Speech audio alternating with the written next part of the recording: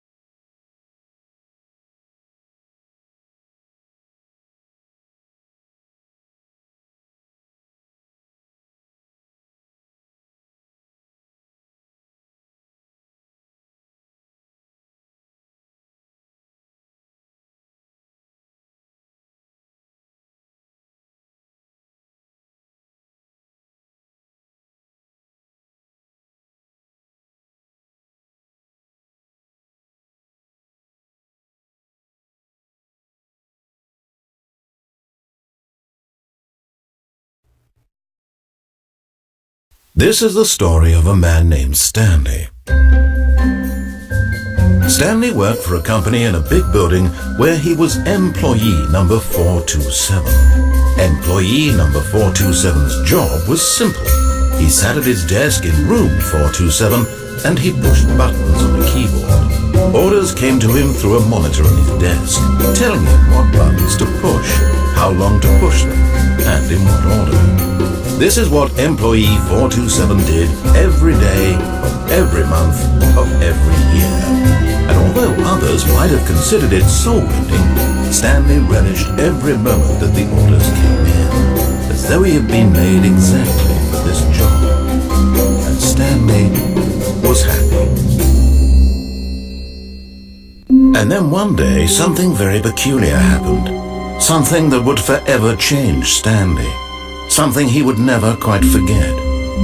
He had been at his desk for nearly an hour when he realized that not one single order had arrived on the monitor for him to follow. No one had showed up to give him instructions, call a meeting, or even say hi. Never in all his years at the company had this happened, this complete isolation. Something was very clearly wrong. Shocked, frozen solid, Stanley found himself unable to move for the longest time. But as he came to his wits and regained his senses, he got up from his desk and stepped out of his office.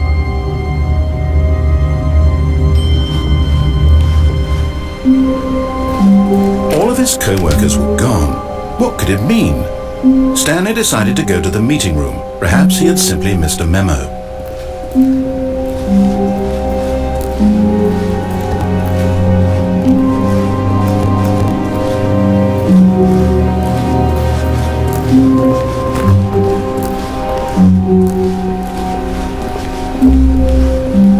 When Stanley came to a set of 2 open doors, he entered the door on his left.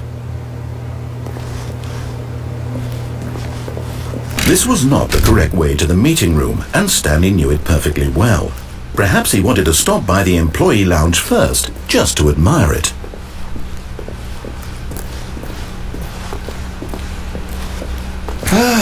Yes, truly a room worth admiring. It had really been worth the detour after all, just to spend a few moments here in this immaculate, beautifully constructed room. Stanley simply stood here, drinking it all in. But eager to get back to business, Stanley took the first open door on his left.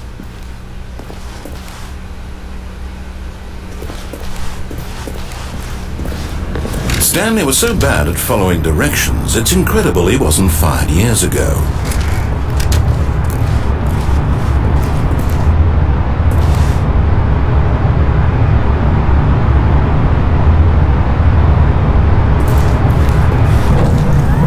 Look, Stanley, I think perhaps we've gotten off on the wrong foot here.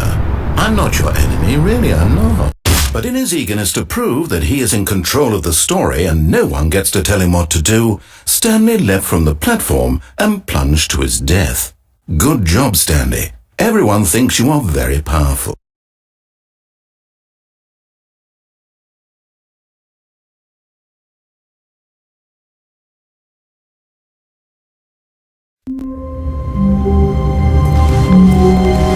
All of his co-workers were gone. What could it mean?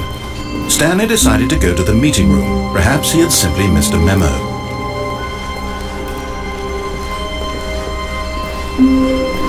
When Stanley came to a set of 2 open doors, this was not the correct way to the meeting room, and Stanley knew it perfectly well. Perhaps he wanted to stop by the employee lounge first, just to admire it. Wow, yes, this room. What a beautiful room. But eager to get back to business, Stanley took the first open door on his left. Stanley was so bad at following directions, it's incredible he wasn't fired years ago. Look, Stanley, I think perhaps we've gotten off on the wrong foot here. I'm not your enemy, really, I'm not.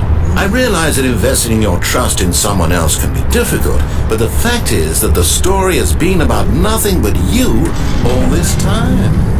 There's someone you've been neglecting, Stanley. Someone you've forgotten about. Please, stop trying to make every decision by yourself. Now, I'm not asking for me, I'm asking for her. This is it, Stanley. Your chance to redeem yourself. To put your work aside. To let her back into your life. She's been waiting. That's her, Stanley. You need to be the one to do this. To reach out to her. If you can truly place your faith in another, then pick up the phone. As Stanley picked up the phone, a white light engulfed him, filling him not just with radiance, but with hope. Hope for a life reunited one... Wait. Oh, goodness. Stanley, did you just unplug the phone? No, that wasn't supposed to be a choice. How did you do that? You actually chose incorrectly? I didn't even know that was possible. Let me double check. No, it's definitely here, clear as day. Stanley picks up the phone. He's taken to his apartment where he finds his wife, and the two pledge themselves to one another. Music comes in, fade to white, roll credits. Not picking up the phone is actually somehow an incorrect course of action. How is that even possible? None of these decisions were supposed to mean anything. I don't understand. How on earth are you making meaningful choices? What did you... Wait a second. Did I just see... No, that's not possible. I can't believe it. How had I not noticed it sooner? You're not Stanley. You're a real person.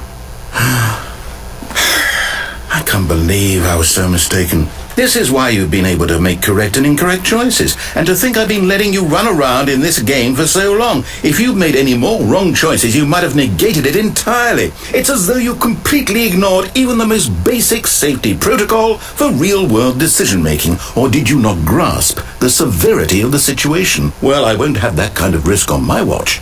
I'm going to stop the game for a moment so we can educate you properly on safe decision-making in the real world. Please observe this helpful instructional video. Choice. It's the best part of being a real person. But if used incorrectly, can also be the most dangerous. For example, in this scenario, a hypothetical real person named Stephen has a choice. He could spend years helping improve the quality of life for citizens of impoverished third world nations. Or he could systematically set fire to every orphan living in a 30-kilometer radius of his house. Which choice would you make? Remember that unlike here, the real world makes sense, and at no time should you make a choice that does not conform to rational logic. If you find yourself speaking with a person who does not make sense, in all likelihood, that person is not real. Allow the person to finish their thought, then provide an excuse why you cannot continue talking. Turn to a partner and practice saying, "My goodness, is it 4:30? I'm supposed to be having a back, sack, and crack."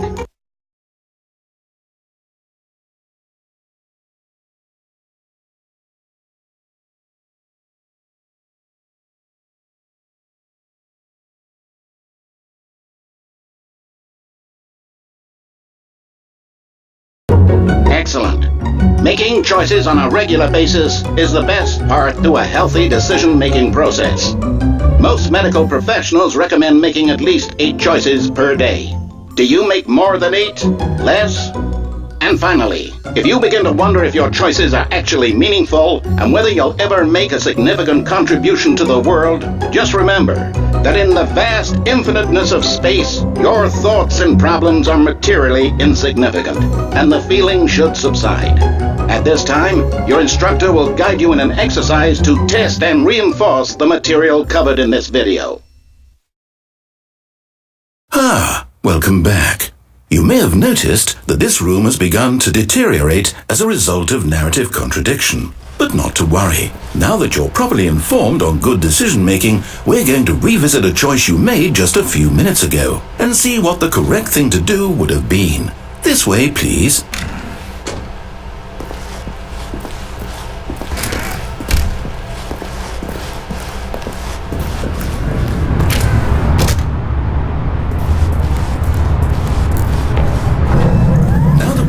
Choices are meaningful, we can't have you jumping off the platform and dying. Imagine the main character dying senselessly halfway through the story. That story would make no sense at all. We just need to get you home as soon as possible before the narrative contradiction gets any worse. Unfortunately, it seems this place is not well equipped to deal with reality.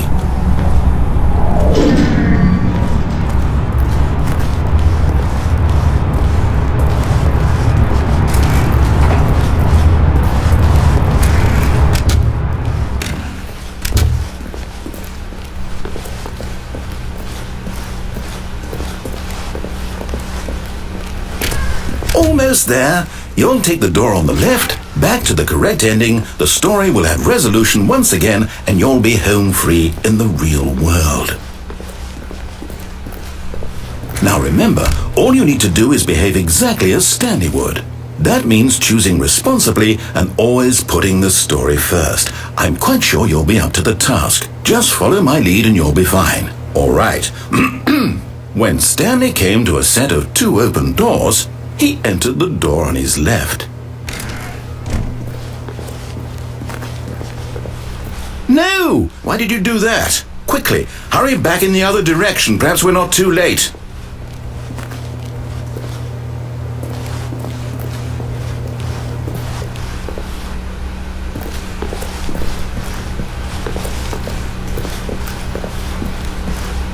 Oh, it's ruined. I can't believe, after everything we talked about, that my story, you've destroyed my work. Why? For what?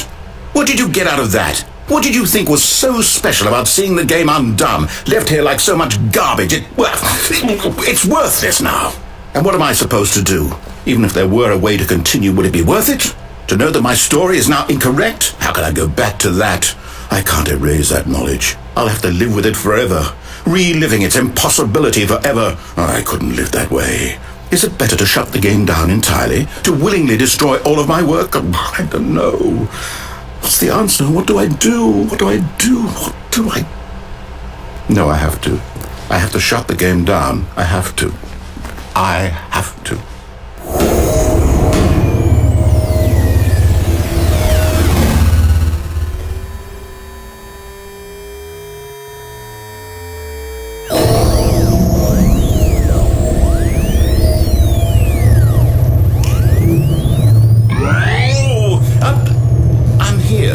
I'm still here in this pile of rubbish, with you, who thought you were so clever. Now look where we are. My entire game is destroyed. It was the only thing in the world that was mine, and you've run it into the ground. What, did you think that would be funny? You just had to see? Didn't I impress upon you how important it was to be like Stanley? He actually knows how to do what I tell him to. He understands that if I say to do something, there's a damn good reason for it. That thought hadn't even occurred to you, had it? That there's a world outside of you? You're a child. Oh, my story. If you'd just gone through the door on the left, you would have seen it. There was a whole underground facility. You would have destroyed it and been victorious. It would have been so perfect. I worked so hard on it. I tried so hard. Behave exactly as Stanley would. That means choosing responsibly and always putting the story first. I'm quite sure you'll be up to the task. Just follow my lead and you'll be fine. All right. When Stanley came to a set of 2 open doors, he entered the door on his left.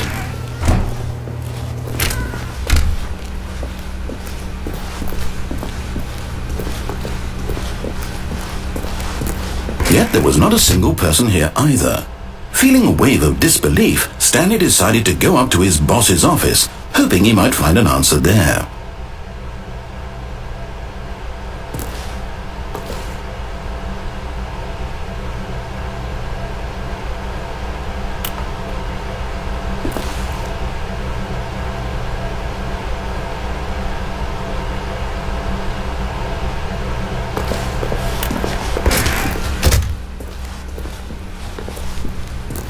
Coming to a staircase, Stanley walked upstairs to his boss's office.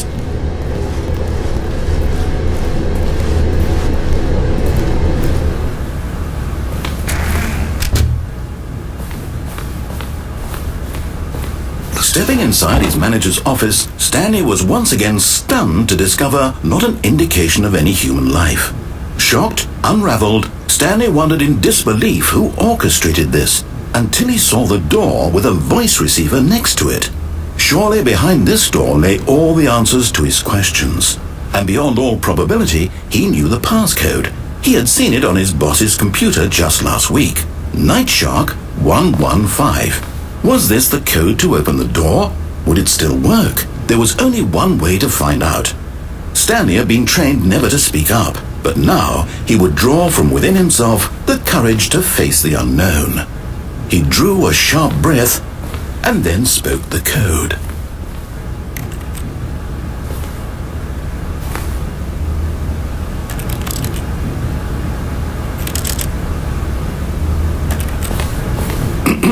Stanley spoke the code. Nightshark 115. He spoke it into the receiver, right there on the wall.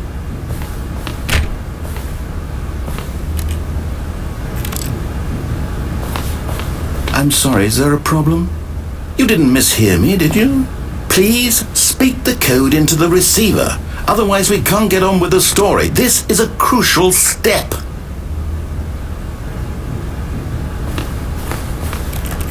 Okay, fine, you're not going to do it, but you know what? It's pretty humiliating to bring you this far, only for you to suddenly decide you have better things to do. I asked you for this one single thing, for your respect. The kind of respect Stanley shows for his choices. He knows what it means to take a story seriously. If you didn't want to see what I had to show you, then why did you come here? You had a choice, you know. You could have gone through the door on the right. You could have done whatever the hell you wanted over there. Why did you come this way? Speak. Say something to me. Explain yourself, you coward. When Stanley came to a set of 2 open doors, he entered the door on his left.